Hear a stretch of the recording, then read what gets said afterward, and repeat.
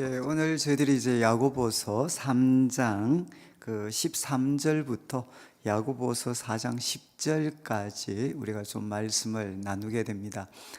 제가 이제 개인적으로 이 야고보서를 지금 이제 여러분들과 나누고 있는 이 야고보서에 대한 그 깨달음을 제가 이제 30살 때 제가 이 야고보서를 이제 공부를 제가 개인적으로 하게 됐습니다. 제가 이제 그 원래 말씀드렸던 것처럼 저는 전공이 물리학이었습니다. 그래서 지금도 가끔 그 성도님들 중에 저한테 물으시는 분이 있습니다. 왜 목사님 갑자기 서울대 물리학과를 다니다가 왜 갑자기 신학을 가셨습니까? 이렇게 이제 물으시면 제가 웃으면서 답하는 거는 물리라는 게 만물의 이치잖아요. 만물의 이치를 공부하고 나니까 신학밖에 할 것이 없어서 신학을 했다, 이런 그 제가 우스개 말을 하지만 저는 이제 제가 갑자기 저는 신학을 하게 됐습니다. 저는 우리 아버님도 전도사님이셨고 또 제 동생도 목사입니다. 그런데 저희 가정이 이제 경제적으로 어려웠기 때문에 제가 장남이고 또 우리 어머님이 돈을 주위 사람들한테 빌릴 때 아들이 서울대 졸업하고 나면 갚아줄 거다 이러면서 빌린 돈이 꽤 많았습니다. 그런데 이제 제가 그래서 저는 신학을 할 수가 없는 이제 그런 상황이었는데, 그런데 이제 내수동교회 제 앞에 전도사님이셨던 우리 화종부 목사님이 이제 저를 참 제가 신학교를 가려고 하는 마음을 가질 때마다 우리 이제 지금 남서울교회를 담임하시는 우리 화종부 목사님이 이제 제 바로 이제 선배시고 선임자셨는데 그분이 말리셨어요. 제가 신학을 하려고 하면 그런 헌신은 가짜다, 공부나 열심히 해라. 그래서 저를 신학교를 못 가게 하셨는데 갑자기 이제 저를 부르시더니만 좀 자기한테 큰 변화가 생겨가지고, 원래 그분이 결혼도 하셨는데 갑자기 군대를 가시게 됐습니다. 갑자기 군대를 가셔야 돼가지고, 그래서 그분이 하시는 말씀이 이 내수동교회 대학부를 자기가 갑자기 군대를 가게 되어서 누군가 맡아야 되는데, 그 제보가 하시는 말씀이 아무래도 네가 신학교를 가서 이제 대학부를 좀 맡아야 되겠다. 한 3년은 맡아주면 좋겠다. 제가 졸업을 2달 앞두고 그때 제가 이제 대학원 준비하고 있었는데 그렇게 말씀을 하셔서, 그래서 이제 그 말씀에 순종해 가지고 제가 졸업을 2달 앞두고 이제 신학으로 바꾸게 됐습니다. 그래서 기적적으로 이제 신학교도 이제 합격을 하고, 그리고 이제 그때 제 나이가 25살이었습니다. 25살. 25살 때 제가 내수동교회 대학부 이제 전도사를 제가 맡게 됐습니다. 그러니까 저는 참 하나님이 나를 이 자리에 세우셨다. 그리고 저는 소위 그 전공을 다 내려놓고 그래도 신학교를 갔으니까 하나님이 저를 이렇게 귀하게 사용하실 줄 알았습니다. 그런데 제가 이제 대학부를 맡을 때 한 200명 정도가 모였는데 3년 후 제가 마칠 때 120명이 남았습니다. 그런데 또 더 힘들었던 것은 제가 그만두고 석 달 만에 다시 200명이 됐습니다. 그러니까 이제 누가 봐도 참 이 대학부를 침체에 빠뜨린 책임은 이제 저한테 있었습니다. 저한테 3년 동안 나름 이제 열심히 노력을 했는데 속된 말로 하면 내수동교회 대학부를 말아먹었던 그런 사람입니다. 그러다가 이제 제가 대학부를 그만두면서 그 난지도라는 곳에 이제 제가 가게 됐습니다. 가게 되어서 전혀 다른 여건이죠. 매일 이제 소위 스카이로 대표되는 대학생들 제가 가르치다가 정말 한글도 잘 모르시는 우리 어르신들, 그리고 부모님들과 학교에서 포기한 중고등부 학생들, 그리고 거친 청소년들, 이런 사람들을 제가 이제 데리고 이제 말씀도 전하고 사역도 했습니다. 그러니까 이거는 전혀 다른 생활이었습니다. 도대체 이분들과 어떻게 해야 되는지. 그래서 저는 난지도에 있으면서 지금 제가 설교를 제가 하면 그래도 우리 성도님들이 조금 알아들으실 수 있겠죠. 근데 과거에 저는 입만 벌리면 민족적, 역사적, 경제적, 사회적 이 적적자가 빠지면 말이 안 됐던 사람입니다. 그런데 이제 난지도에 있으면서 저는 이 말을, 언어를 다 이렇게 바꾸게 됐습니다. 그런데 난지도에서 도대체 어떻게 해야 되나, 정말 이렇게 고민이었고, 그리고 제가 거기 들어가서 한 1년 이상 이렇게 제가 살게 됐는데, 그런데 그때는 이제 뭐 제가 이렇게 아침에 이제 눈을 뜨면 갈 곳이 없었죠. 왜냐하면 난지도에 계신 분들은 전부 다 아침 일찍부터 출근을 다 하셔서 밤늦게 다 돌아오시는, 몸으로 일을 하시니까 뭐 신방 갈 곳도 없고 할 일이 없었습니다. 그러니까 참 이 젊은 목회자가 별로 할 수 있는 일이 별로 없었습니다.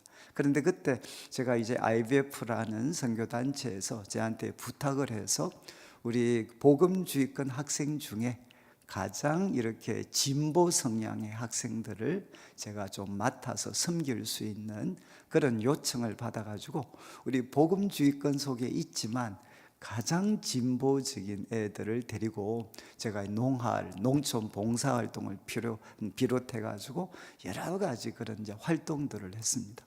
그러니까 이것도 제가 잘 해보지 않았던 일이죠. 여러분, 지금도 가장 치열한 싸움은 소위 사상투쟁에서 벌어집니다. 소위 노선 갈등, 요즘 같으면 진영 간의 갈등. 그게 이제 저희들이 대학을 다닐 때 가장 이렇게 대학교, 우리 기독교 이제 대학부의 그 청년들 모임마다 이 사회 참여와 관련해서 정말 교회 공동체마다 깊은 다툼과 그런 갈등이 있었습니다. 내수동 교회도 이렇게 예외가 아니었습니다. 그런데 이제 제가 그 복음주의권에서 가장 과격할 수 있는 애들을 지도를 했습니다. 그러면서 항상 제 속에는 너 도대체 이거 어떻게 해야 되나. 목회자로서 길을 바꾸었지만 사역자로서 저는 처음에 쓰라린 실패를 맛봤고, 그리고 난지도에서 이 가난한 분들에게 조금이라도 도움이 되기 위해서 왔는데 이분들을 도대체 내가 어떻게 도와야 되나.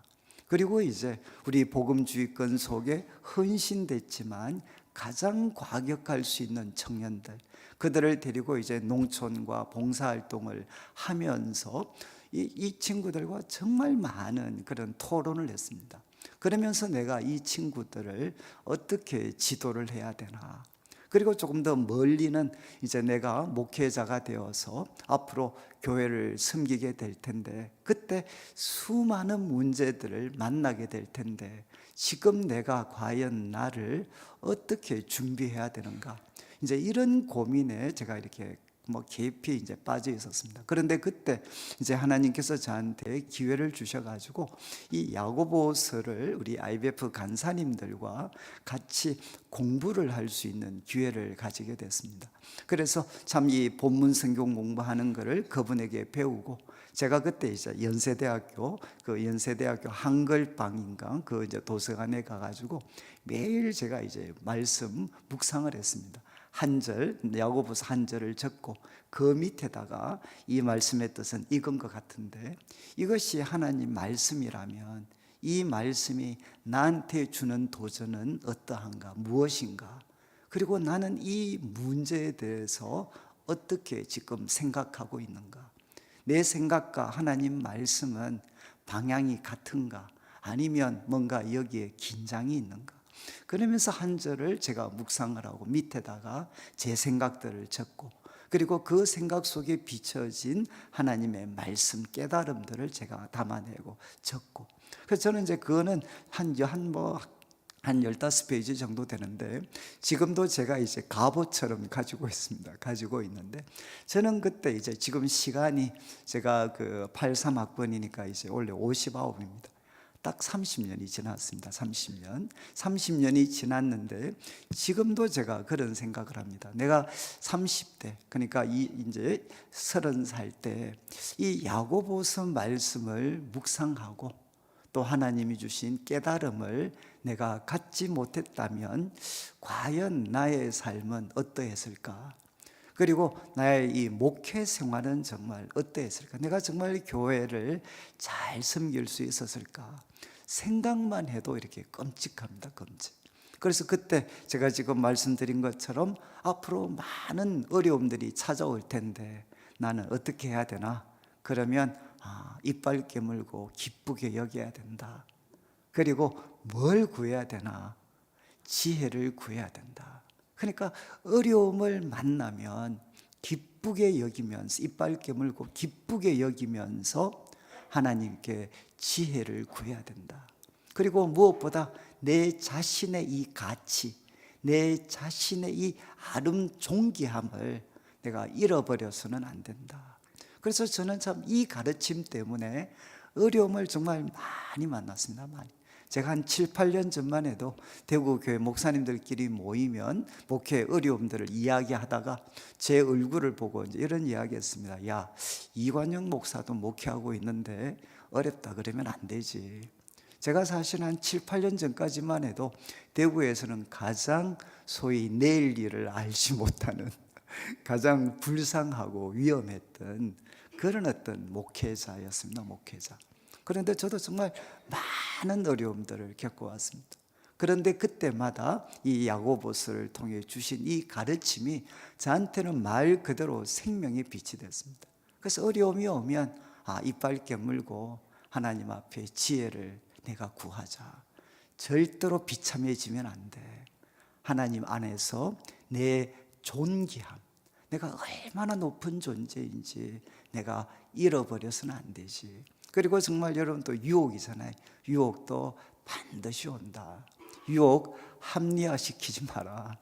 하나님이 주신 절호의 기회라고 그렇게 합리화시키지 마라. 욕심의 뿌리는 내 마음에 있는 욕심이다. 그래서 내가 유혹에 승리하려면 내 마음속에 있는 이 욕심을 하나님 말씀을 통해서 바로 통제하는 훈련을 뒷받침하지 않으면 나는 한 방에 날아갈 수 있다. 그리고 또 이제 말씀드린 것처럼 이 유혹이, 욕심이 얼마나 파괴적인가. 욕심은 소위 여러분 이렇게, 우리 성경은 제가 말씀드렸지만 세상은 타락을 미화시키잖아요. 인간은 타락을 통해서 아름다워질 수 있습니다. 그래서 여러분 예술도 소설도 여러분 얼마나 타락을 미화시킵니까? 타락은 아름다운 것이 아니고 타락은 죽음의 길입니다.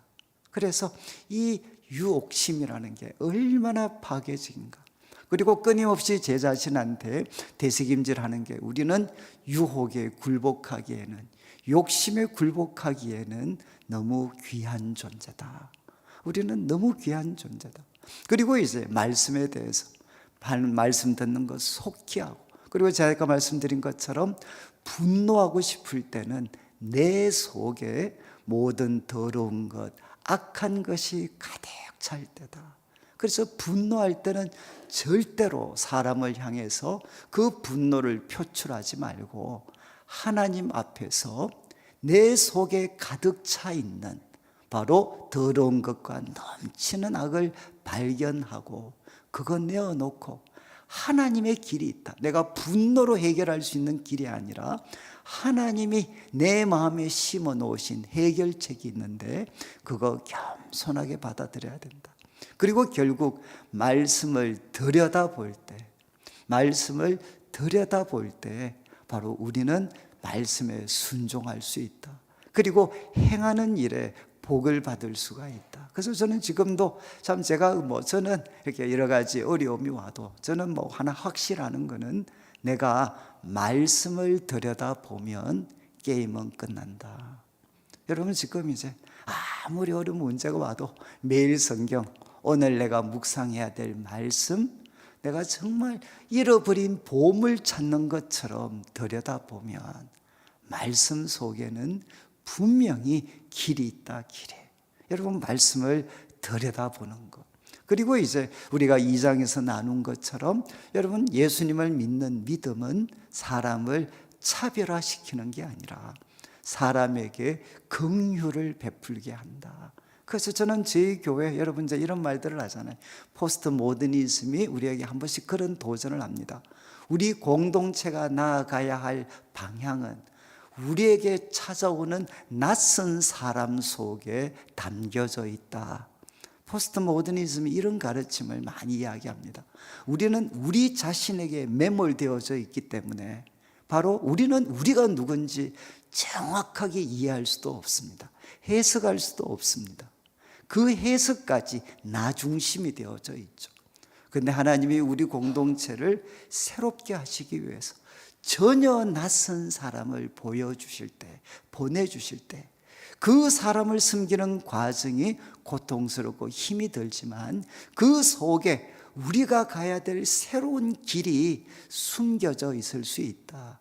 그래서 저는 이제 이 말씀을 통해서 아무리 낯선 사람이 와도 차별하거나 박대하지 않고 긍휼을 베푸는 자가 되어야 된다. 그리고 이제 참된 믿음은 행함의 사람인데, 이것은 하나님이 우리를 설득시키셔서 내가 노력해서 되는 게 아니라 하나님이 나를 설득시키셔서 아브라함을 행함의 사람이 되게 하신 것처럼 나도, 우리 성도들도 하나님이 마침내 행함의 사람이 되게 할 것이다. 그리고 이제 오늘 지금 제가 다루는 이 3장과 4장, 이제 오늘 다루는 본문은 저한테는 결정타였습니다. 이 3장에 여러분, 제가 오늘 이 3장은 잘 아시는 것처럼 그리스도인의 언어 생활입니다. 언어 생활. 그래서 아마 교회를 좀 다녀오신 분들은 이 야고보서 3장은 다 잘 알고 있어요. 말에 대해서, 혀에 대해서 가장 생생한 가르침을 주는 성경입니다. 그러니까 야고보가 가르친 것처럼 이 혀는 마치 무엇과 같으냐? 말의 입에 물린 재갈과 같다. 그리고 또 사공이 그 배를 이끌어가게 만드는 키와 같다. 작지만 어마어마한 그런 힘을 가지고 있다. 그리고 이 혀는 불과 같다. 여러분, 그래서 그런 이야기 많이 들으셨잖아요. 어떤 분이 조사를 했나요? 그래서 우리 유행가를 불렀던 가수 중에 주로 비관적인 유행가를 불렀던 사람은 대부분 빨리 죽고, 그리고 좀 밝은 낙천적인 노래를 불렀던 사람들은, 가수들은 좀 오래 살고, 이런 것들을 또 이야기하셨던 분들도 있습니다. 저는 나름 의미가 있다고 생각은 하는데, 그런데 제가 이 3장을 공부하다가 그리스도인의 언어 생활과 관련해서 가장 충격을 받은 것은 뭔가 하면, 여러분, 지금 이 언어에 대한, 혀에 대한 가르침을 주고 있는데 사도가 염두에 두고 있는 1차 대상이 누구인가? 지금 언어에 대해서 지금 야고보가 가르침을 주고 있는데 그가 염두에 두고 있는 1차 대상은 누구인가? 저는 이것이 모든 성도들을 염두에 두었다고 생각을 했습니다. 그런데 오늘 새벽에 제가 말씀 1절을 다시 한번 보시죠. 여러분, 1절을 보시면 야고보 사도가 이렇게 먼저 혀에 대한 가르침을 주기 전에, 형제들아, 바로 선생된 우리가 더 엄격한 심판받을 줄 알고 선생이 많이 되지 마라. 여러분, 첫 번째, 이 3장을 시작하면서 야고보 사도의 첫 번째 가르침은 선생입니다. 선생. 선생된 우리가 더 엄격한 심판을 받기 때문에 웬만하면 선생 되지 마라. 그런데 그 선생들도 2절 말씀에 어디에 쉽게 무너지느냐? 바로 혀에 쉽게 무너지게 된다는 겁니다. 혀. 정말 우리가 실수가 많은 자인데 말에 실수가 없는 사람이라면 그 사람은 온전한 사람이다. 여러분, 이 3장 말씀은 특별히 누구를 염두에 둔 말씀이냐? 선생이라고 불리는 사람들입니다. 그래서 오늘 새벽에 말씀드렸죠. 이 혀는 여러분, 긍정적인 방향에서도 큰 힘을 발휘할 수 있지만 이 혀는 불입니다. 부정적인 방향으로, 파괴적인 방향으로도 강력한 힘을 가질 수 있는데 이 혀는 어디로 사용되어지느냐? 긍정적인 방향보다는 부정적인 방향으로 이 혀는 사용되어진다는 거죠.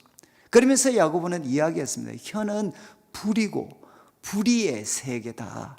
그리고 이 혀는 끊임없이 우리들의 몸을 더럽히고 있고, 정말 충격적인 말씀을 하죠. 삶의 수레바퀴를 불살라 버릴 뿐만 아니라 여러분, 지옥의 도구로 가장 쉽게 전락하는 것이 바로 우리들의 혀다. 이렇게 사도는 이야기를 합니다. 쉽게 표현하면 내 인생을, 우리 가정을 지옥 같은 과정으로 만들어 버리는 게 뭐냐? 우리들의 혀라는 겁니다. 혀. 그리고 좀 우리 지금 성동교회는 아무 영향이 그런 게 없으시겠지만 교회를 지옥 같은 교회로 만들어 버리는 그 중심에는 무엇이 있느냐? 통제되지 않는 혀가 있다는 것입니다. 그리고 우리가 살고 있는 이 세상을 지옥처럼 고통스럽게 만들어 버리는 게 뭐냐? 바로 통제되지 않는 혀가 바로 우리들의 삶을 지옥처럼 만들어 버릴 수가 있다는 거죠. 이런 강력한 파괴력을 가지고 있는데 유감스러운 것은 누구도 길들일 사람이 없다. 누구도 길들일 사람 없다. 그러면서 길들일 수 없다는 의미가 무엇인가? 그것은 항상 욕하고 항상 비난하고 나쁠 말만 하는 것이 길들이지 않는 게 아니라 뭐라고 했습니까? 이중적이 되는 것입니다. 하나님을 찬송하는 혀가 하나님이 지으신 사람을 저주할 때 한 입에서 찬송과 저주가 나오게 될 때 혀는 강력한 파괴력을 가지게 된다는 거죠. 자, 그러면서 이제 오늘 살피는 13절을 한번 보십시오. 이제 이 야고보 사도가 언어에 대한 가르침을 줄 때 염두에 둔 것은 지도자다라는 걸 확인할 수 있는 게 이제 13절 보시죠. 혀는 이중적이다. 이거는 가장 모순된 것이다. 라고 야고보 사도가 이야기한 다음에 이렇게 질문합니다. 너희 중에 지혜와 총명이 있는 자가 누구냐? 여러분, 도대체 우리 성동교회 가운데 지혜와 총명이 있는 분이 누구시죠? 지혜와 총명이 있는 분이 누구시죠? 그러면 쉽게 우리 목사님이 대상이 되실 수 있고 또 우리 장로님들이 또 대상이 되실 수 있고 또 우리 기도 많이 하시는 우리 권사님들이 여기에 대상이 되실 수도 있습니다. 그런데 우리가 앞에서 나온 표현을 사용한다면 여기 너희 중에 지혜와 총명이 있는 자, 이거는 이렇게 바꿀 수 있는 거죠. 너희 중에 누가 선생이냐? 너희 중에 도대체 누가 공동체를, 주님의 몸된 교회를 바르게 이끌어 갈 수 있는 누가 진정한 선생이냐? 바로 이 질문이죠. 누가 도대체 공동체를 바르게 이끌어갈 수 있는 지혜와 총명을 가진 선생이냐? 그러면서 야고보 사도는 이렇게 답변을 합니다. 이 답변과 여러분의 생각을 한번 비교를 해보셔야 돼요. 누가 선생입니까? 누가? 여러분, 우리 시대 선생님은 누굽니까? 어떤 사람이 선생이죠? 가장 쉬운 것은 뭔가 하면 결국은 말을 잘하는 사람입니다. 말을 잘하는 사람. 저희들 같은 목회자, 설교, 말을 통해서 하는 설교 잘하는 사람. 그리고 또 언론 같으면 이런 데 나와서 말 잘하는 사람. 그리고 또 선거 때가 있으면 말 잘하는 사람이 바로 누구죠? 선생입니다. 선생. 지도자죠. 지도자. 그런데 야고보 사도는 뭐라고 이야기하느냐? 진정한 선생은 말이 아니라 선행으로 말미암아 지혜의 온유함으로. 여러분, 이 온유함은 어디 나오는 표현이냐? 예수님께서 온유한 자가 복이 있나니 바로 땅을 기업으로 받을 것이다. 거기에 등장하는 온유입니다. 그리고 성경에서 온유가 가지는 가장 핵심적인 뜻은 무엇이냐? 훈련된 온유함입니다. 훈련된 온유함. 무슨 말인가 하면 하나님께 잘 길들여진 온유함. 여러분, 가장 대표적인 사람이 모세 같은 사람이죠. 40대의 모세. 모든 최고의 스펙을 가졌지만 그는 온유하지 못했습니다. 바로 자기 눈앞에서 부당한 대우를 받고 있는 유대인을 봤을 때 바로 그 자리에서 애굽 사람을 죽여버리잖아요. 여러분, 그는 온유하지 못했죠. 그러나 80대 모세는 어떠했습니까? 소시민이고 처가살이하는 사람이었지만 딱 하나가 준비되었죠. 하나님이 말씀하시면 그대로 순종할 수 있는 사람이 되었습니다. 그래서 모세를 평가할 때 지상에서 이 모세보다 더 온유한 사람이 없었다라고 성경은 이야기를 하죠. 여러분, 하나님이 주시는 지혜는 사람을 어떻게 만드느냐? 여러분, 이렇게 광분하게 만들고, 그리고 사람을 거칠게 만드는 것이 아니라 하나님이 주시는 지혜는 언제나 사람을 온유하게 합니다. 왜 온유하게 할까요? 우리가 하나님이 주신 지혜로 하면 누가 역사하시느냐? 하나님이 역사하시니까.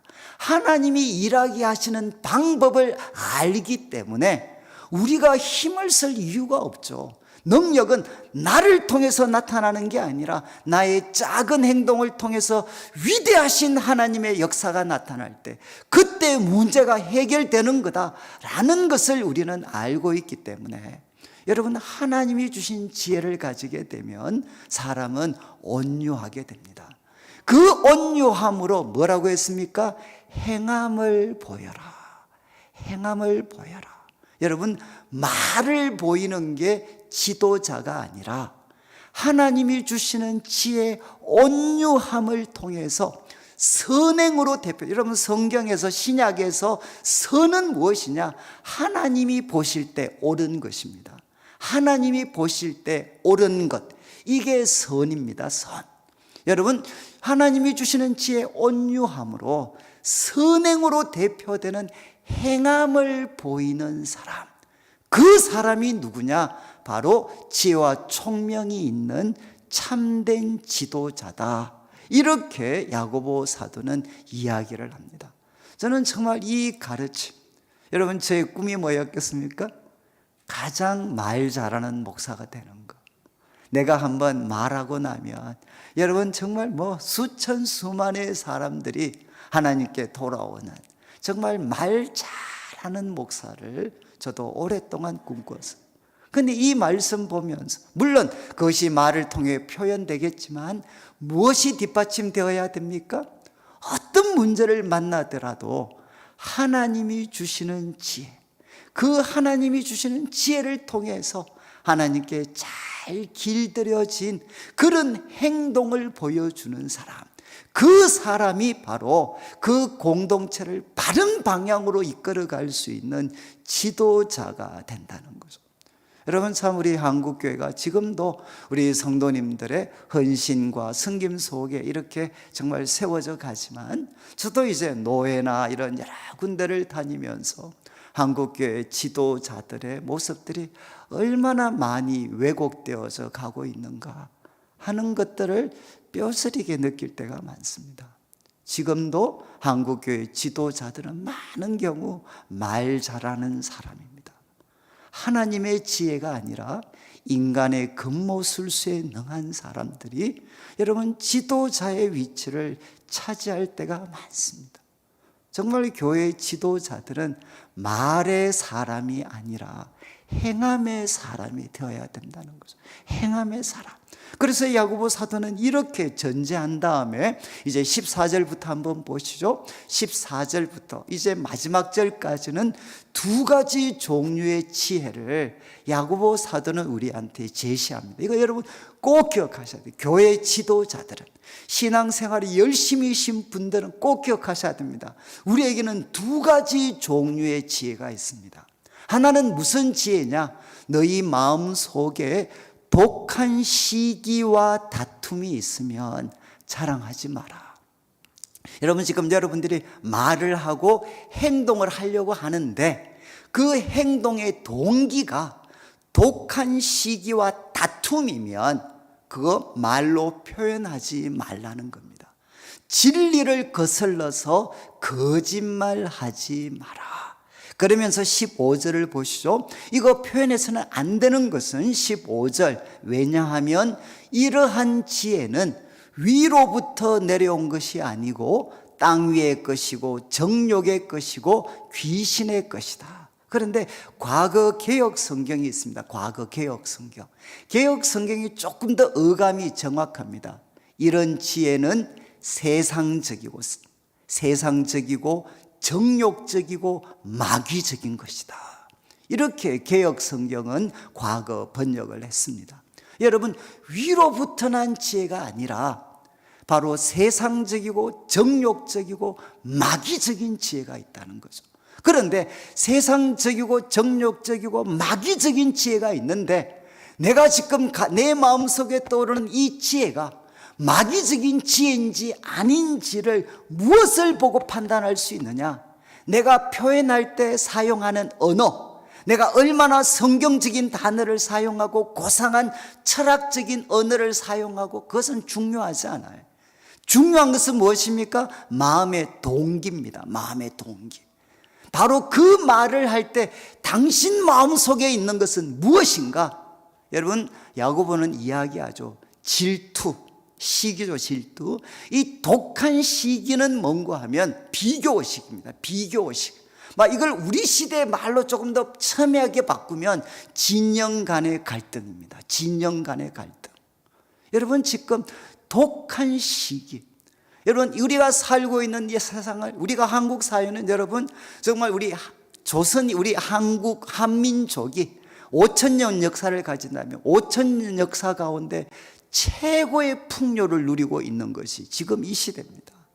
그런데 최고의 풍요를 누리지만 가장 비참하고 힘들게 살아가고 있는 시기가 바로 지금 이 시대죠. 여러분, 왜 이렇게 최고의 풍요를 누리면서도 우리의 삶은 여러분 행복하지 않습니까? 그 중심에는 무엇이 있느냐? 파괴적인 비교의식이 있습니다. 비교의식. 여러분 아시죠? 창세기에 인간이 첫 번째 살인했을 때 동기가 무엇이었습니까? 바로 비교의식입니다. 비교의식.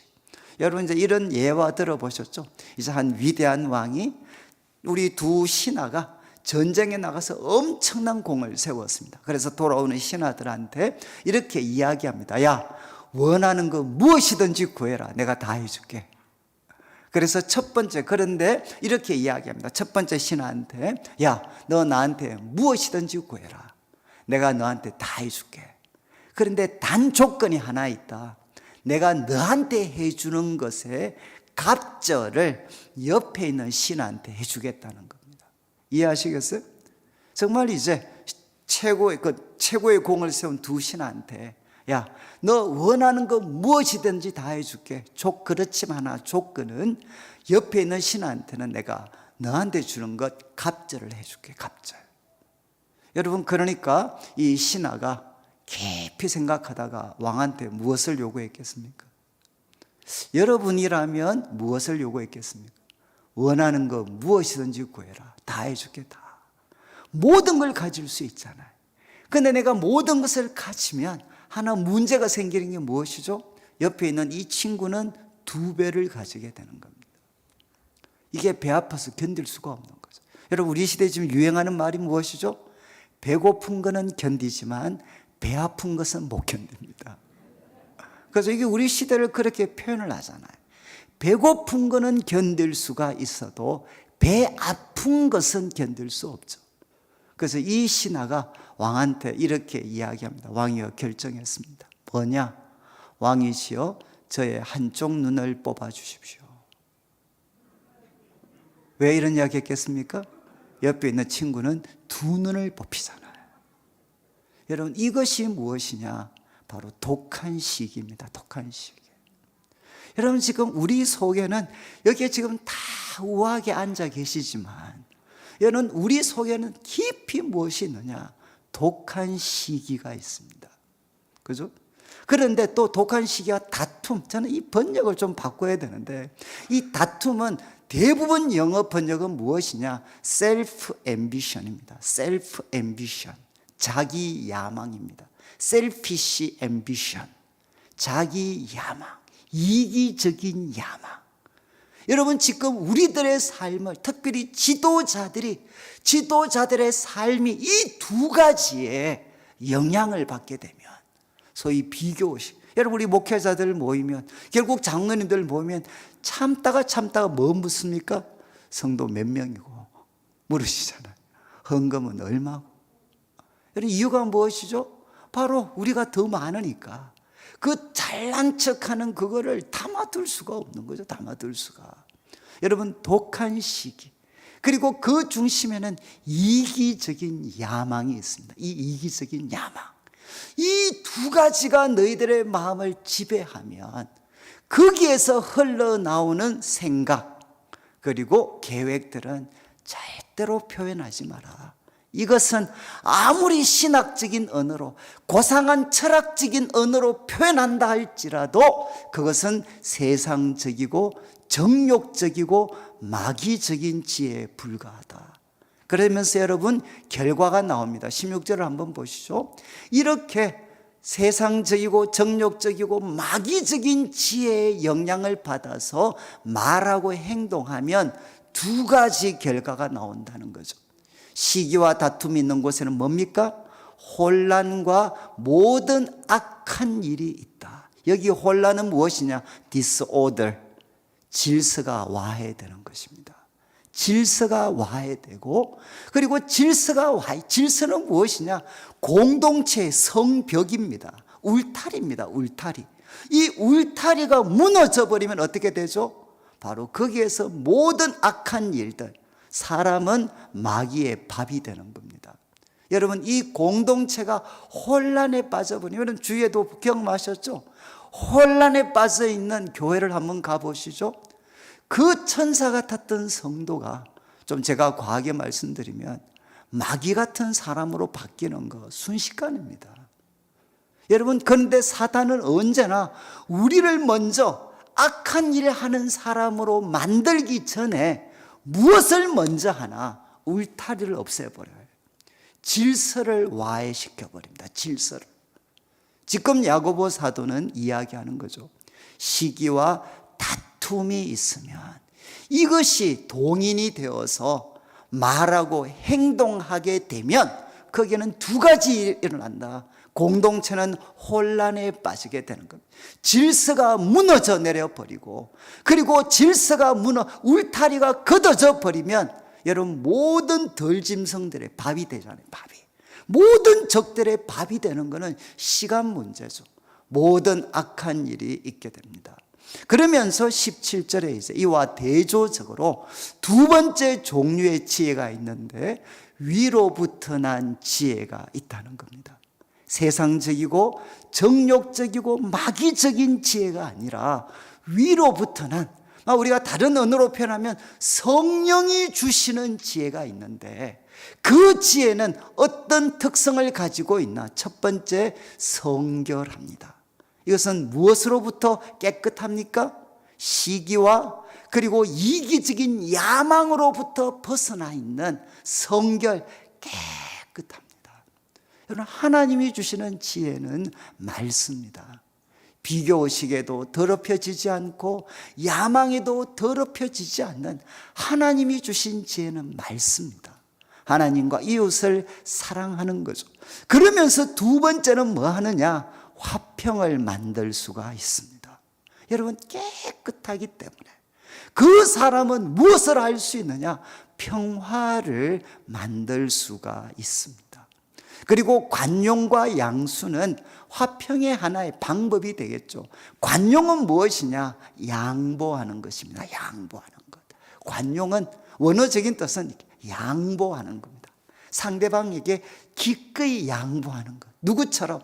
아브라함이 조카 롯에게 정말 양보했잖아요.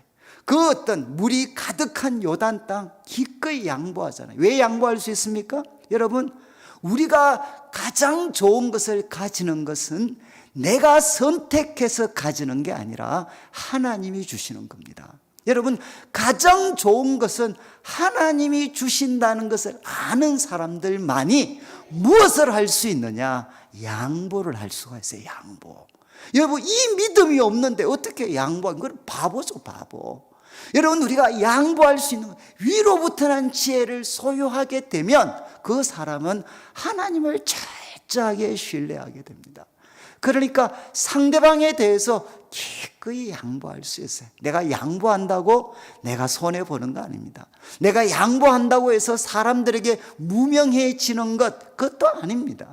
높여주시는 것은 하나님께 달려있기 때문에 우리의 삶이 그분에게 기쁨이 되면 그분의 때에 가장 적합한 때에 그분이 다 제공해 주시죠. 그리고 양수는 무엇이냐? 다른 사람의 의견을 정말 이렇게 경청하는 것입니다. 다른 사람의 의견을 존중해 주는 것. 이것은 무엇이죠? 여러분, 내 생각이 아무리 맞아도 내 생각이 100% 맞을 수는 없습니다. 여러분, 우리 기독교에 유명한 논쟁이 있잖아요. 웨슬레. 여러분, 존 웨슬레가 은혜를 너무 세게 받았기 때문에 존 웨슬레는 뭐라고 이야기했느냐? 이 땅에서 우리는 완전에 도달할 수 있다. 은혜 세게 받으면 여러분, 우리도 이 땅에서 그리스도인이 완전에 도달할 수 있다. 그러나 우리 지금 이제 칼빈주는 이거를 거부하죠. 여러분, 아무리 은혜를 세게 받아도 여러분, 우리들 속에는 무엇이 있습니까? 죄의 강력한 힘이 여전히 남아있기 때문에 이 땅에서 누구도 우리는 완전에 도달할 수 없습니다. 여러분, 이 가르침이 우리 장로교에는 어떻게 나타났나? 그래서 당회 구조가 있는 겁니다. 누구도 100% 완전에 도달할 수 없기 때문에 여러분, 공동체 속에서 지도자들은 서로 격려하되 견제해 주어야 된다는 거죠. 그래서 우리는 교회 정치 구조를 장로교 당회 구조를 가지고 있는 겁니다. 그리고 또 우리는 누구도 완전에 도달할 수 없기 때문에 우리가 할 수 있는 최선은 무엇이겠습니까? 여기에서 개신교의 또 하나의 모토가 나옵니다. 그게 뭔가 하면 날마다 개혁하는 교회. 우리가 이 땅에서 할 수 있는 최선의 일은 무엇이냐? 완전에 도달하는 것이 아니라 날마다 자신을 고치는 것이다. 그 말은 무엇이죠? 우리들의 인식은 100% 완벽할 수 있는 사람은 아무도 없다는 겁니다. 내가 맞더라도 99%는 맞을 수 있겠지만 여러분, 내 생각에도 1% 틀린 것이 있고 남들, 우리와 반대쪽에 있는 사람은 99% 틀렸다 할지라도 그들 속에 1%의 진실은 남겨져 있을 수가 있어요. 그렇기 때문에 우리는 어떻게 할 수 있느냐? 여러분, 우리는 관용하고 양순할 수가 있죠. 저는 소위 외국에서 영성신학을 공부를 했는데 그분들이 정말 이런 표현을 많이 씁니다. 홀리 리스닝. 우리 그리스도인들의 가장 이 시대에 필요한 게 무엇이냐? 두 가지의 리스닝이 필요하다. 하나님은 지금도 성경을 통해서 말씀하시지만 하나님은 우리가 만났던 사람을 통해서도 그분은 자신의 뜻을 전달하실 수가 있다. 그래서 우리는 하나님의 말씀을 들을 때나 사람들의 이야기를 들을 때나 홀리 리스닝, 거룩한 듣기를 해야 된다. 여러분, 한번 보시죠. 이제 야고보 사도가 이야기합니다. 위로부터 난 지혜는 깨끗합니다. 그리고 평화를 만듭니다. 그리고 이렇게 만들 수 있는 것은 관용하고 양순하기 때문에, 그래서 결과가 어떻게 되나? 가득합니다. 무엇이 가득하냐? 긍휼과 선한 열매가 가득합니다. 긍휼 2장에 등장했던 단어죠. 긍휼과 선한 열매가 가득하고 그 대신 무엇이 없느냐? 편견이 없습니다. 이 편견은 2장에 나왔던 단어죠. 차별이라는 단어죠. 사람의 얼굴 보고 다르게 대하는 것, 사람의 얼굴을 보고 여러분 다르게 대하는 편견이 없습니다. 그리고 거짓은, 이거는 번역이, 거짓은 무엇이냐? 외식입니다. 외식. 여러분, 두 얼굴을 쓰는 것, 가면을 쓰는 것, 이게 무엇이냐? 성경이 이야기하는 외식, 여기에는 거짓으로 번역이 되었습니다. 두 얼굴이죠. 두 얼굴. 겉과 속이 다른 바로 이 거짓이 없다. 여러분, 위로부터 난 지혜는 바로 이런 특성을 가지고 있다는 겁니다. 그러면 우리 성도님들 어떻게 우리 교회에서 중요한 결정을 해야 되고 가정과 일터에서 중요한 결정을 할 때 어떻게 해야 되겠습니까? 지금 내 마음에 떠오르는 생각이 하나님이 주시는 지혜인지, 위로부터 난 지혜인지, 아니면 세상적이고 정욕적이고 마귀적인 지혜인지 어떻게 그거를 구분할 수 있겠습니까? 첫 번째는 동기라고 했습니다. 동기.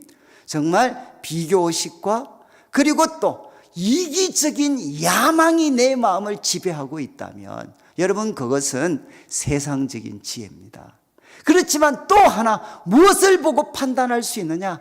그 지혜를 행동으로 옮겼을 때 여러분이 한번 상상해 보는 겁니다. 여러분이 그 지혜를 그리고 하고 싶은 말을 입에서 그리고 행동으로 표현했을 때 결과물을 생각해 보는 거죠. 그 결과물이 여러분 바로 화평하고 관용하고 긍휼과 선한 열매가 가득한 방향으로 공동체를 이끌어간 공동체가 그렇게 될 것 같으면 그 지혜는 위로부터 난 지혜입니다. 그러나 아무리 성경적인 구절을 갖다 대고 고상한 철학적 신학적 언어를 사용한다 할지라도 그 방향으로 가면 여러분 바로 질서가 무너지고 그리고 모든 악한 일들이 가정과 교회 속에 더 많아지는 방향으로 갈 것 같으면 그것은 무엇이냐? 세상적이고 정욕적이고 마귀적인 지혜입니다. 그것은 표현되어서 안 되고 내려놓아야 돼. 그리고 하나님 앞에 이 세상적이고 정욕적인 지혜가 아니라 하나님 저에게 위로부터 난 지혜를 허락해 주십시오. 하나님 앞에 필사적으로 기도하셔야 돼. 여러분 이거는 제가 교회를 섬기면서 여러분 뭐 저라고 해서 얼마나 분노에 사로잡혔던 순간이 얼마나 많았겠습니까? 그리고 비교의식에 자극되어서 나도 내가 섬기는 교회를 한번 위대하고 대형적인 그런 교회로 만들고 싶어하는 욕망들이 막 끊임없이 부추겨지는 순간이 얼마나 많았겠습니까? 그런데 이제 저는 이 말씀 여러분 바로 우리들 속에 독한 시기와 다툼이 있으면 그것은 세상적이고 정욕적이고 마귀적인 지혜고 아무리 성경 구절을 갖다 대고 아무리 좋은 동기를 갖고 이야기하는 것처럼 하더라도 그 행위와 말의 결과물이 질서를 깨트리고 성도들 속에 선한 열매가 아니라 긍휼이 아니라 악한 일과 다툼을 더 불러일으킬 것 같으면 그것은 여러분 아무리 성경적인 언어를 써도 그것은 세상적이고 정욕적이고 마귀적인 지혜입니다. 저는 참 우리 성동교회가 이렇게 한국교회 우리 가장 뿌리가 되는 교회고 앞으로 하나님께서 놀라운 은혜를 주실 텐데 여러분 그때 가장 중요한 것은 우리 지도자들이 함께 모여서 여러분 세상적이고 정욕적이고 마귀적인 지혜가 아니라 위로부터 난 지혜에 사로잡혀서 살아가게 되면 여러분 하나님의 지혜가 우리 교회 속에 부어지게 되면 여러분 교회는 무서운 공동체가 됩니다. 그리고 이제 4장 1절부터 한번 보시죠. 계속 이어지는데 4장 1절 이제 직접적입니다. 너희 중에 싸움이 어디로부터 다툼이 어디로부터 나느냐? 여러분 한마디로 왜 싸우냐? 왜? 여러분 왜 싸우시죠? 여러분 지금 한국교회는 우리 뭐 성동교회는 전혀 상관없겠지만 한국교회는 지금 싸우고 있습니다. 저도 참 많은 이렇게 교회와 이렇게 지역들을 좀 다니는데 한국교회는 싸우고 있어요. 싸우고 있어요. 그리고 여러분 안 싸우는 교회는 왜 안 싸울까요? 싸움에 졌던 사람이 다 나가버려서 안 싸우고 있습니다. 이해하시겠어요? 대부분 그래요. 대부분. 여러분 싸우고 있거나 싸워서 패배한 쪽이 다 나가버렸거나 여러분 왜 싸우시죠? 왜? 그래서 제가 이제 집에서 부부 싸움을 해요. 그러면 이제 우리 남편한테 불러줘. 집사님 왜 또 싸웁니까? 왜? 그러면 뭐라고 이야기할까요? 그분들이 답이 뭐겠습니까? 목사님 저 여자가 한번 살아보십시오. 목사님은 안 싸우시나? 그래서 또 이제 부인한테 한번 물어보시죠. 왜 싸우시요 권사님? 그럼 권사님 또 뭐라고 합니까? 목사님 저 인간하고 한번 살아보십시오. 내가 30년 살아온 것만 해도 미치겠는데 이제는 못 참습니다. 여러분 목사님들 모임에 가서 물어보시죠. 왜 싸우십니까? 왜? 그럼 답이 뭘까요? 목사님 저런 장로님들하고 한번 사역해 보십시오. 그리고 또 장로님들한테 한번 가보시죠. 장로님 왜 싸우십니까? 왜? 목사님 제가 싸우고 싶겠습니까? 저런 목사님하고 한번 있으면 안 싸울 수가 없다는 거예요. 여러분 전부 다 왜 싸우십니까? 왜? 문제가 다 어디 있죠? 남한테 있는 겁니다. 남한테. 그런데 야고보 사도는 뭐라고 이야기합니까? 왜 싸웁니까? 너희 지체, 이건 지체는 우리 몸입니다. 몸. 우리 몸 속에서 지금도 치열하게 싸우고 있는 정욕, 이 정욕은 헤도니즘, 들어보셨어요? 쾌락주의입니다. 쾌락주의. 그 쾌락, 너희 지체 중에서 지금도 그 어떤 그 만족을 갈망하는, 쾌락을 갈망하는 그 정욕 때문에 바로 싸우는 것이다. 여러분, 만족에 대한 갈망, 그죠? 그게 명예든 부든 그 만족에 대한 갈망이 너희들을 싸우게 만드는 거다. 쉽게 표현하면 싸움의 원인은 남에게 있는 게 아니라 너 속에 있다는 겁니다. 저는 아마 제가 이게 정말 충격이었어요. 싸움의 원인은 내 속에 있구나, 내 속에. 그러면서 2절을 한번 보시죠. 2절에 이렇게 이야기합니다. 이거는 우리말 번역에는 좀 운율이 잘 안 나타나는데 원문을 보면 이렇게 되어 있습니다. 너희는 욕심을 낸다. 얻지 못한다. 그래서 살인한다. 아시겠어요? 욕심을 낸다. 얻지 못해. 그래서 살인한다. 두 번째, 시기한다. 시기.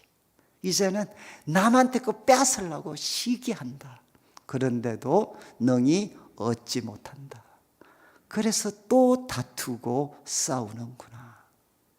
여러분 좀 이렇게 좀 공감이 되시지 않나요? 우리들의 삶이 이 압축적인 표현 속에 담겨져 있지 않습니까? 우리의 삶의 동기는 무엇이냐? 욕심이죠, 욕심. 욕심을 내어서 필사적으로 노력하는데 얻지 못합니다. 그러니까 살인합니다. 혹시 남의 그 빼앗으면 될까 싶어서 시기합니다. 그런데도 얻지 못합니다. 그래서 또 다투고 싸우고 있습니다. 그래서 야고보 사도는 이제 이렇게 이야기하죠. 너희가 얻지 못하는 것은, 여러분, 욕심과 싸움이, 욕심과 질투가 참된 소유의 방법이 아니라 얻지 못하는 것은 이유가 무엇이냐? 구하지 아니하기 때문이다. 이거는 기도와 관계되는 구절에 있어서 가장 대표적인 말씀. 너희가 얻지 못함은 구하지 아니했기 때문이다. 누구한테? 바로 하나님께, 빛들의 아버지신 하나님께 구하지 아니하였기 때문이다.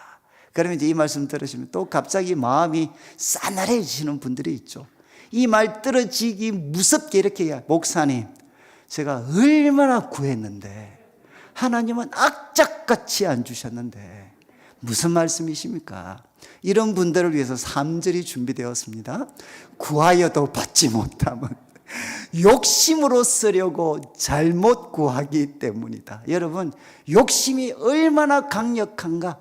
인간이 할 수 있는 가장 고상하고 거룩한 행위, 하나님을 향해 기도하는 것까지도 변질시킬 수가 있다는 겁니다. 여러분, 왜 우리의 기도가 응답받지 못하나? 우리의 기도가 욕심에 의해서 변질되어져 버렸기 때문에, 하나님의 뜻을 이루는 도구가 아니라 내 야망을 이루는 도구로 전락되어져 버렸기 때문에 우리가 구하여도 얻지 못한다는 거죠. 자, 그러면 이 해석이 맞다면, 그러면 우리가 참된 소유를 얻으려면 두 가지가 필요하죠. 하나는 하나님께 구하는 것입니다.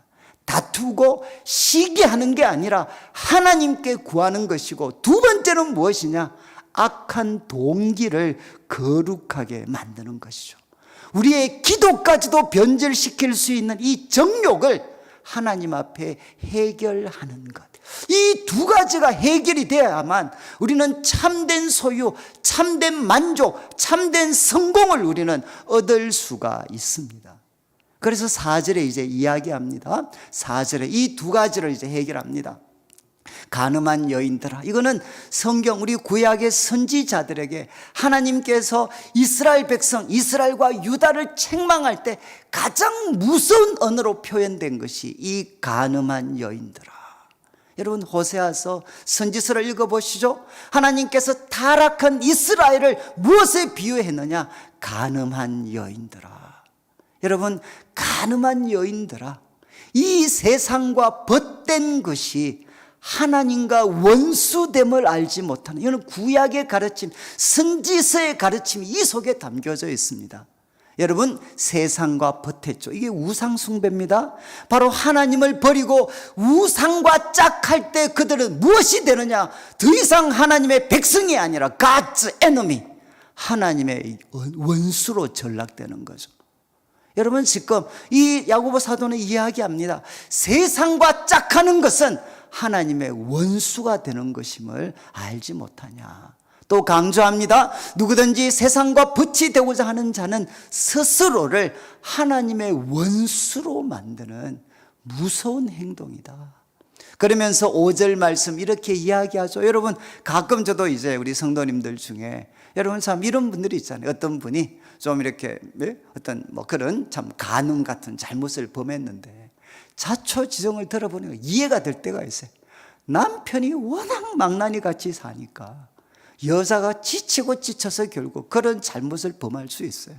그런데 여러분, 5절은 뭐라고 합니까? 우리가 하나님을 떠난 것이 하나님에게 책임이 있는 게 아니라 하나님은 지금도 우리를 질투하시기까지 우리를 사랑하신다는 것. 다른 말로 하면 하나님은 우리밖에 모른다는 거죠. 우리밖에. 하나님은 우리밖에 모르시니까 우리가 하나님 외에 다른 사람과 짝하는 거 하나님은 견딜 수가 없는 거죠. 여러분, 하나님은 우리밖에 모르시는, 질투하시기까지 우리를 사랑하시는데 우리는 세상과 짝하게 되면 그것은 우리를 하나님과 원수가 되게 만드는 겁니다. 다른 말로 하면 여러분, 결국 우리 삶의 문제를 싸움과 다툼을 통해서 해결하려고 하는 사람은 누굽니까? 그 사람은 세상과 짝하는 사람이고 하나님과 원수가 되는 사람입니다. 저는 이것이 저한테 주었던 충격. 여러분, 문제 해결의 가장 좋은 방법은 무엇이죠? 싸우는 거잖아요. 싸워서 이기는 거잖아요. 소위 타도하는 거잖아요. 타도. 그런데 야고보 사도는 이야기합니다. 주님의 몸된 교회 가운데에서 여러분, 싸움을 통해서 문제를 해결하려고 하는 것은 많은 경우 하나님과 원수가 되는 세상과 짝하는 자들의 모습이다. 그러면서 이제 6절, 이제 대안을 이야기합니다. 6절을 보시죠. 그러나 이 성경에서 그러나라는 단어는 정말 무서운 단어입니다. 그러나 더욱 큰 은혜를 주신다. 그러나 더욱 큰 은혜를 주신다. 저는 이제 한국 교육이죠. 교육에 이 좀 부작용을 많이 갖고 있는 사람입니다. 그래서 저는 영어를 말 한마디 할 줄 모르고 들을 줄도, 말도 할 줄 모르고 들을 줄도 모르는데 시험 치면 다 맞습니다. 그러니까 우리 시대는 이런 사람 만들었어요. 아니, 말도 한마디 발음도 잘 못하고, 그리고 또 제대로 말도 못하고 듣지도 못하는데 시험 치면 다 맞아. 기계잖아요, 기계. 그래서 저는 더욱 큰 은혜, 여러분 영어 시간 이런 거 배우셨죠? 원급, 비교급, 최상급 이런 거 기억나십니까? 옛날에 우리 기본 영어 이런 거 할 때 원급, 비교급, 최상급이 있다. 그럼 여기 더욱 큰 은혜, 그러면 이건 뭐죠? 원급, 비교급, 최상급 중에 뭡니까? 비교급이죠. 비교급. 더욱 큰 비교급이잖아요. 그러면 여러분 영어 시간에 기억나시나요? 비교급이 있으면 반드시 뒤에 전치사가 뭐가 와야 됩니까? than, 뭐뭐보다 더욱 큰 은혜를 주신다. 그래서 비교급 뒤에는 반드시 than이 나와야 돼요. than이. 우리가 배운 영어대로 하면 그렇게 됩니다. 그래서 저는 약간 이 고질적인 변이죠. 영어 번역을 보는데 더욱 큰, 분명히 이거는 비교급인데 아무리 찾아도 than이 나오지 않아요. 그러면 than이 없는 이유가 무엇이죠? 그것은 문맥을 통해서 추론할 수가 있다는 겁니다. 얼마든지 추론할 수 있다. 여러분, 더욱 큰 은혜를 주신다. 무엇보다 더욱 큰 은혜를 하나님이 주시겠습니까? 무엇보다. 문맥을 통해서 보면 결국 무엇이죠? 세상과 짝해서 얻을 수 있는 것보다, 싸움을 통해서 얻을 수 있는 것보다 더욱 큰 은혜를 누가 주시느냐? 하나님이 주신다는 거예요. 저는 제 인생을 바꾸어 놓았다. 그래서 저는 지금도 이제 교회가 좀 죄송합니다. 저는 공식, 저는 뭐 물리학 쪽이어가지고 공식 만드는 걸 좋아해요. 그래서 저는 무슨 공식을 만들었느냐. 싸우고 싶을 때는 더욱 큰 은혜를 구할 때다. 저 그냥 공식으로 외워버렸어요. 싸우고 싶을 때는 더욱 큰 은혜를 하나님께 구할 때다. 여러분, 세상과 짝해서 얻을 수 있는 것보다, 그죠? 그리고 싸워서 내가 얻을 수 있는 것보다 하나님은 더욱 큰 은혜를 주시는 분이십니다. 그래서 이제 잠언 3장 마지막에 나오는 구절을 인용합니다. 하나님이 교만한 자를 물리치시고 겸손한 자에게 은혜를 주신다. 이렇게 잠언에 있는 구절을 인용합니다. 잘 보시죠. 여러분, 하나님이 교만한 자 물리치시고 겸손한 자에게 은혜를 주신다. 아니, 지금 싸우는 이야기하고 있는데 왜 갑자기 교만과 겸손이 나올까요? 교만한 자는 누굽니까? 결국 세상과 짝하고 싸움과 다툼을 통해서 문제를 해결하려고 하는 사람은 교만한 사람입니다. 그러나 더욱 큰 은혜를 주시는 하나님을 기억하면서 싸우고 싶을 때 오히려 하나님께 더욱 큰 은혜를 구하는 선택을 하는 사람, 그 사람이 누구냐? 바로 겸손한 자라는 거죠. 겸손한 사람. 바로 그 겸손한 사람에게 하나님은 은혜를 주십니다. 자, 이제 1절부터 6절까지 이제 정리를 하면 왜 싸웁니까? 왜 싸웁니까? 싸움의 원인은 내 속에 있습니다. 내 속의 욕심 때문에, 만족되지 못한 이 욕심 때문에 우리는 싸우고 다투고 있습니다. 그러면 이 싸움의 문제를 해결하려면 두 가지, 여러분, 우리는 하나님께 구해야 되고, 이 악한 동기를, 이 기도까지도 더럽히는 이 욕심을 우리가 뿌리칠 수가 있어야 되죠. 여러분, 싸움을 통해 세상과 벗대는 걸 통해 문제를 해결하려고 하는 사람은 간음한 여인일 뿐만 아니라 하나님의 원수가 됩니다. 그러나 하나님은 누구시냐? 더욱 큰 은혜를 주셔서 싸움과 세상과 벗대는 걸 통해서 얻을 수 있는 것보다 더욱 큰 은혜를 하나님이 주십니다. 자, 그러면 7절부터 10절은 그러면 우리는 어떻게 살 것인가? 이것이 진리라면, 여러분, 싸움을 통해서 얻을 수 있는 것보다 더욱 큰 은혜를 하나님이 주실 수 있다면 네 가지 이제 야고보는 우리에게 적용을 하죠. 도전을 합니다. 그런즉 너희는 첫 번째, 하나님께 복종해라. 하나님께 복종하고 마귀를 대적해라. 그리하면 너희를 피하리라. 여러분, 여기에 마귀는 결국 무슨 일 하겠습니까? 마귀를 대적하라 그랬잖아요. 여러분, 지금 이 마귀는 지금 우리들 속에 어떻게 역사하겠습니까? 여러분, 지금 어떻게 우리 삶 속에 역사하겠습니까? 갑자기 머리를 풀어헤친 여인의 모습으로 손가락 10cm 빨간 줄, 빨간 피 뚝뚝 흐르면서 나와서 내가 여기 있어 그러면서 무섭지? 이렇게 여러분 귀신이 나오겠어요? 아니, 귀신이 정말 자존심 상할 겁니다. 여러분, 지금 귀신, 마귀는 어떻게 역사하나? 지금도 우리들한테 여러분 시기와 그리고 자기 야망을 부추기는 거죠. 욕심을 부추기는 거죠. 비교의식을 부추기는 거죠. 야, 너 남자가 속도 없냐? 지금 저 사람 저렇게 잘난 척 하는데 가만히 있을 거야, 너? 남자가 야, 이런 식으로. 그것도 여자분들한테 야, 쟤 짬밥이 얼마야? 교회 온 지 몇 년 됐다고 저렇게 설치는 거 가만히 보고 있을래? 그리고 목사님들 사회에 가면 아니 지금 우리 노예 들어온 게 몇 년 되지도 않는 주제에 말이지. 예? 그러면서 사람들한테 비교의식과 그리고 그 이기적인 야망, 야, 이 세상에 우리 노예 속에 우리 교회 속에 너보다 더 탁월한 사람 어디 있어? 그런데 저런 인간 그냥 가만히 두고 볼 거야? 끊임없이 우리들한테 이기적인 욕망을 부추기고 그리고 악한 질투를 부추기는, 그게 뭐냐? 여러분, 마귀가 하는 일이잖아요. 여러분, 마귀가 아담 무너뜨릴 때 어떻게 했습니까? 하나님 말씀 의심하게 만들고 하나님에 대한 이미지 완전히 바꿔버렸잖아요. 그리고 뭐라고 하느냐? 야, 하나, 너가 왜 먹지 말라고 한 줄 알아? 먹으면 너 하나님처럼 되는 거야. 하나님 그거 알고 안 가르쳐 주는 거야. 지금 이 세상이 하나님을 향한 태도가 이 속에 다 담겨져 있죠. 하나님은 인간이 신이 될 수 있는 능력을 갖고 있는데 신이라는 존재의 이름으로 인간을 억압하고 있는 거짓된 존재.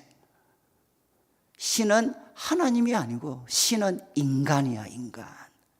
여러분 지금 인간과 하나님을 끊임없이 비교하도록 만들잖아요. 너 이거 먹으면 하나님처럼 될 수 있어. 여러분 죄가 무엇인 줄 아시죠? 죄는 무엇이냐? 신학적으로 이야기하면 하나님으로부터 독립선언하는 겁니다. 이해하시겠습니까? 하나님에 대해서 자기 주장이 뭐냐? 바로 죄입니다. 하나님 이 분야는 내가 더 잘 압니다. 여러분 지금 아담과 하와가 선악을 알게 하는 나무 먹기 전에는 선과 악을 어떻게 구분했을까요? 왜 그걸 먹는 게 반역이겠습니까? 여러분 하나님 선악을 알게 하는 나무 먹기 전까지 아담과 하와는 선과 악을 어떻게 구분했나? 하나님께 의존했어요. 하나님이 하라고 하면 선이고 하나님이 하지 말라고 하면 악이었습니다. 선과 악을 철저하게 하나님 의존하면서 살았죠. 이게 하나님이 인간을 만드신 목적이었어요. 그런데 뱀이 부추겼죠. 야, 너가 하나님처럼 될 수 있어. 선과 악은 하나님께 의존하는 게 아니라 너가 결정하는 거야. 그래서 아담과 하와가 이제는 내 삶을 결정짓는 선과 악을 누가 구분하나? 하나님이 아니라 내가 구분할 거야. 이것 때문에 선악을 먹었죠. 선악과를. 그래서 뭐가 되느냐? 하나님 앞에 반역이 되는 겁니다. 반역. 더 이상 나는 당신에게 의존된 삶이 아니라 내가 선과 악을 결정지을 겁니다. 내가 그렇게 살아갈 겁니다. 여러분 이것이 무엇이죠? 사단이 우리를 부추기는 것입니다. 마귀는 우리들의 교만과 허영과 그리고 야망, 비교의식을 부추기죠. 그래서 야고보는 이야기합니다. 하나님께 복종하고 마귀를 대적해라. 이거는 저는 이렇게 그냥 쉽게 표현합니다. 하나님께 무릎 꿇어라. 싸우고 싶을 때는 떠들지 말고 하나님께 무릎을 꿇어라. 그러면 싸움과 욕심, 비교의식을 부추기는 마귀는 떠나갈 것입니다. 여러분 이거 외우셔야 돼. 싸우고 싶을 때는 여러분 우리들의 그 어떤 싸움을 부추기는 사람들의 이야기를 듣지 말고 하나님께 무릎을 꿇어야 됩니다. 그리고 8절을 보시죠. 두 번째 이렇게 이야기합니다. 하나님을 가까이 해라. 여러분 하나님을 가까이 해라. 싸우고 싶을 때 엉금엉금 기어서라도 하나님을 가까이 해라. 그리하면 너희를 가까이 하시리라. 저는 청년 때 우리 청년들에게 가장 많이 설교했던 사람 중에 하나가 요셉이었어요. 요셉. 여러분 참 요셉 그 부잣집 잘난 아들이 형들에게 미움받아서 한순간에 노예가 됐잖아요. 그래서 또 먹고 살만할 때쯤 되니까 누가 또 유혹을 합니까? 아줌마가 유혹하잖아요. 여기 아줌마들이 무서워요. 소위 유한마담입니다. 유한마담. 있는 것은 돈과 시간밖에 없는 유한마담. 보디발의 아내가 유혹하잖아요. 아버님 요셉이 뿌리치잖아요. 뿌리쳤을 때 여러분 요셉이 자기가 이런 누명 뒤집어서고 그런 감옥에 갈 줄 알았겠습니까? 요셉이 나는 하나님께 범죄할 수 없습니다. 뿌리쳤잖아요. 그런데 돌아온 게 무엇이죠? 강간미수범이잖아요. 강간미수범. 강간미수범으로 붙잡혀서 얼마나 맞았겠어요? 얼마나. 여러분이 만약에 요셉이라면 이런 일이 터졌는데 하나님 믿고 싶겠습니까? 아니 나는 하나님 위해서 그 유혹 뿌리쳤는데 영웅적으로 저를 건져주시고 구원해 주셔야 되지. 무기력하게 강간미수범 누명 뒤집어쓰고 이렇게 터지고 그리고 전혀 미래를 꿈꿀 수 없는 그런 감옥에 나를 빠뜨리는 무기력한 하나님. 여러분 그 하나님 가까이 할 수 있겠습니까? 저는 청년들한테 이런 이야기 너무 많이 들었어요. 저 예수 믿기 때문에 요구하는 부정과 그런 것들 물리쳤을 때 제가 돌아온 것은 결국 사표 쓰고 쫓겨나는 겁니다. 그런데 사표 쓰고 나올 때는 금방이라도 더 좋은 곳에 취직할 줄 알았는데 2년 3년 지나도 아무 취직이 안 돼. 그런 애들은 뭐가 되느냐? 교회 속의 제야 세력들이 됩니다. 그래서 예수님 은혜 주시면 우리를 높여주십니다. 그냥 코성치죠. 웃기지 마. 내봐 나 믿음으로 살다가 이렇게 망했잖아. 여러분, 이게 요셉의 목소리잖아요. 근데 여러분, 어떻게 요셉의 삶에 근데 신기한 거는 형들에게 팔렸을 때나 보디발의 안에 그 누명을 썼을 때나 그 다음 장면이 무엇이죠? 절망인데 하나님이 요셉과 함께 하셔요. 저는 이 요셉의 삶이 이해가 안 됐습니다. 그런데 이 말씀을 연구하다가 저한테는 답이 왔어요. 왜 하나님이 요셉과 함께 하셨나? 왜 하나님께서 요셉과 함께 하셨나? 이유는 무엇이죠? 요셉이 하나님을 가까이 했기 때문에. 형들에게 미움을 받아서 팔릴 때나, 그리고 또 정말 악한 그 보디발의 안에 누명을 뒤집어서는 그 상황 속에서도 요셉은 하나님을 가까이 했기 때문에 어떻게 했습니까? 하나님이 그를 가까이 해주셨어요. 저는 우리 성도님들 예수 믿어서, 저는 제 어렸을 때, 저는 최소한 40이 될 때까지 제일 화나는 설교가 뭐였느냐? 예수 믿으면 복 받는다. 저는 정말 이 설교가 교회에서 제일 듣기 싫었어요. 우리 집 예수님 잘 믿는다고 나름 그래도 소문난 집인데 하는 일마다 안 됐습니다. 그래서 저는 예수 믿으면 잘 된다, 복 받는다라는 이야기 들으면 마음에 정말 분노가 치밀었어요. 분노가. 그런데 지금은 하나님께서 그 일에 선한 의도가 있다는 거 제가 이제 압니다. 여러분, 혹시 우리 교회인들 가운데 여러분 정말 예수 믿고 막 복 받았다고 이런 분들 보면 화딱지 나는 분들 계시잖아요. 여러분, 다 그런 분 많아요. 여러분, 어떻게 하셔야 되죠? 그때도 하나님을 가까이 하십시오. 그러면 어떻게 하나? 하나님이 여러분을 가까이 해 주셔요. 하나님을 가까이 할 때 일어나는 일이 무엇이냐? 우리들의 손과 마음을 깨끗하게 합니다. 손은 행동을 대표하고 마음은 우리들의 내적인 정화, 외적인 정화.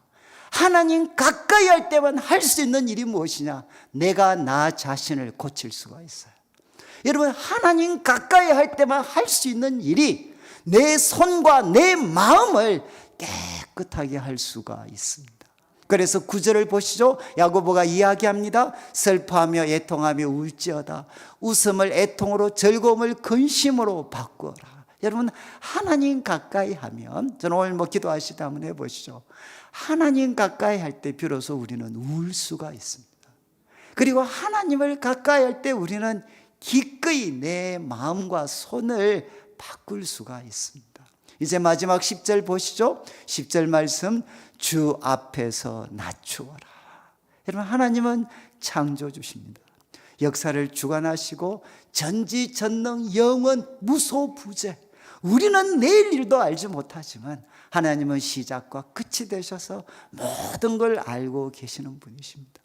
여러분, 그분 앞에 낮추면 어떻게 되죠? 그리하면 주께서 너희를 높이시리라. 이거는 구약 성경에 일관된, 어떻게 하면 우리가 높아질 수 있나, 이것에 대한 일관된 가르침이죠. 주 앞에서 낮추어라.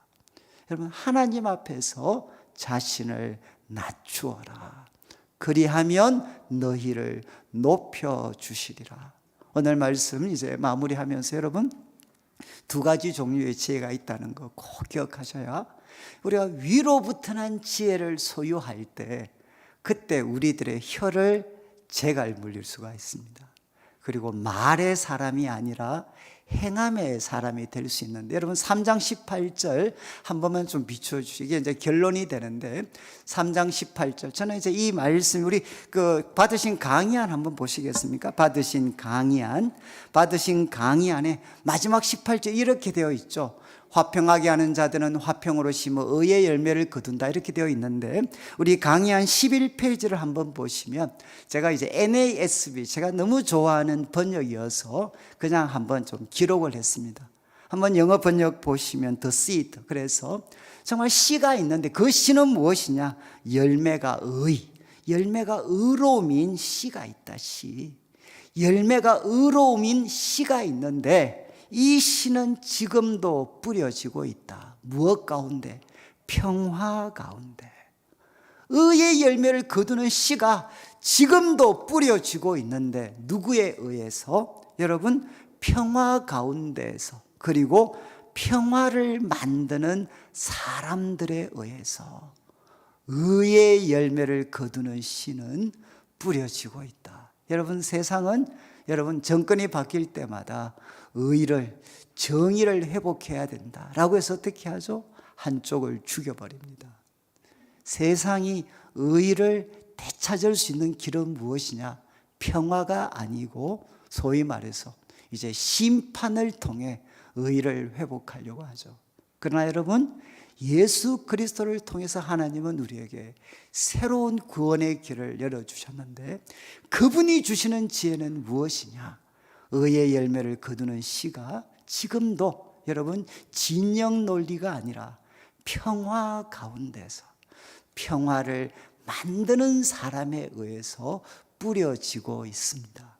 바로 이런 공동체를 가정에서, 일터에서 만들어 가시는 여러분 더욱 큰 은혜를 주시는 하나님 기억하면서 싸우고 다투고 싶을 때 하나님 앞에 무릎 꿇고 기어서라도 하나님을 가까이 하고, 그러면서 남 바꾸기 전에 내 자신을 바꾸고, 그리고 여러분 어떻게 해야 되겠습니까? 주님 앞에 자기를 낮출 때 바로 하나님이 높여주시는 우리 성도들의 삶이 되시기를 주님의 이름으로 축원합니다. 우리 같이 한번 우리가 말씀 기억하면서 함께 한번 기도드리겠는데, 하나님 제가 주님 앞에 내 자신을 낮춥니다. 하나님 저에게 더욱 큰 은혜를 주시고 하나님 저에게 위로부터 난 지혜를 허락해 주시며 하나님 우리 성동교회를 기억하여 주셔서 의의 열매를 거두는 씨가 있습니다. 이 씨가 평화 가운데 평화를 만드는 성도들에 의해서 바로 순간순간마다 심겨지게 하여 주시옵소서. 우리 가정, 이 나라와 민족 가운데도 이런 은혜를 허락하여 주시옵소서. 주님의 이름을 한번 부르고 합심해서 기도드리겠습니다. 주여